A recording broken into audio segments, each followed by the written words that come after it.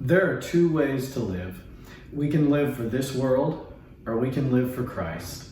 Very often, you can tell the difference between a person living for the world and living for Christ by their words. Psalm 52 and verse 4 gives a vivid depiction of what the words of a person not living for the Lord look like.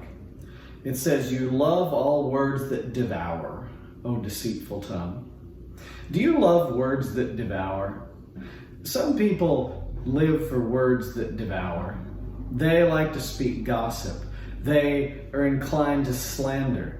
They're inclined to crude joking. They're inclined to tearing others down. And those things seem to have some internal value for bringing happiness just for a moment. Words that devour. But that happiness is very short-lived, and it brings no lasting fulfillment. David describes the way he lives in stark contrast. He says in verse 8, "I am like a green olive tree in the house of God. I trust in the steadfast love of God forever and ever." In preparing a sermon recently, I was looking at pictures of olive trees. They're big, and they have deep roots, and they can be fruitful for hundreds of years.